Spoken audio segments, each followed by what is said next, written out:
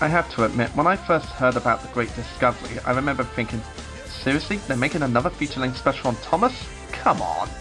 It was mostly because of the bomb that came before us that I didn't think this special was going to work.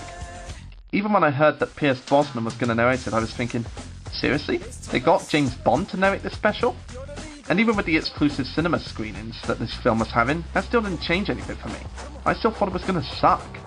But thankfully, I was 100% wrong.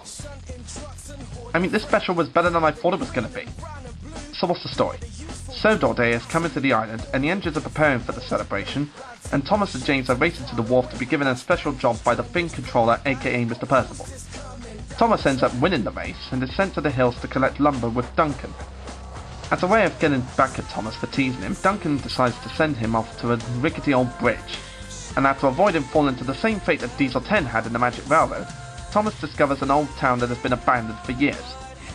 And when the Fat Controller finds out, he tells Thomas that the town was Great Waterton, which was Sodor's largest town when steam engines first arrived on the island. So the Fat Controller decides to restore the town, thinking it would be the perfect place to celebrate Sodor Day. And Thomas is told to take charge of the engines working on the lines around the town. Meanwhile, a shiny new tank engine called Stanley is brought to the railway to perform Thomas's regular jobs.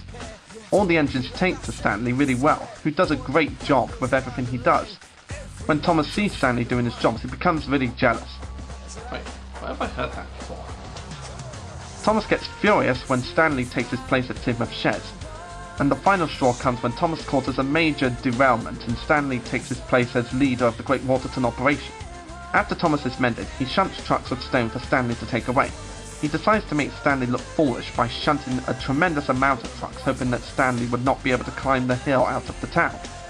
However, his plan backfires as the coupling on the trucks break, causing the trucks to roll down the hill, veer into a side, and then crash into a newly finished tower which then collapses. The Fat Controller scolds Thomas for giving Stanley too much trucks to pull, and the engines are angry with him when they realise Thomas set up Stanley on purpose.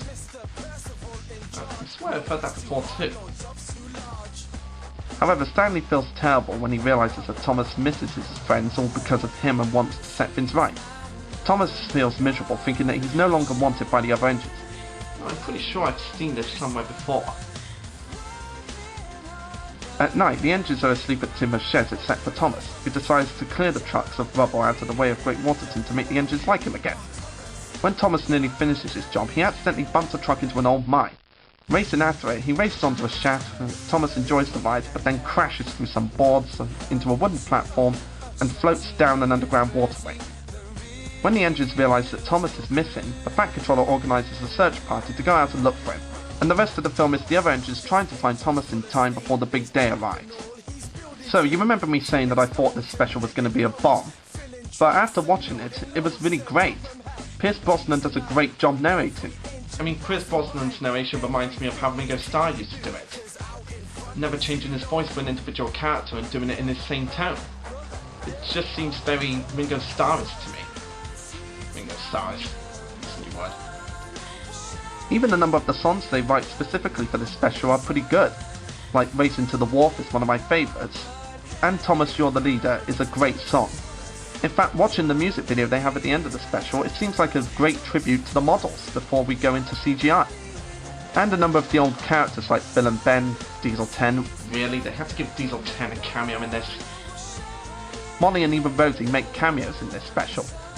We even get to see the narrow gauge engines and Jack in the Pack again. So overall this was a really great special, certainly compared to that other special. In fact, the first time I watched this special, it reminded me of Toy Story. Well, mostly the little feud between Thomas and Stanley. It really did remind me of the feud between Woody and Buzz Lightyear in the first Toy Story film.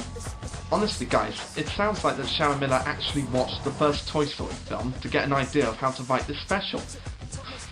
Man, who'd have guessed that she actually watches Pixar movies? So overall, The Great Discovery is a great special. I say that this special was worth the watch for fans old and new. And if you thought this special was great, wait till you see what's coming up next.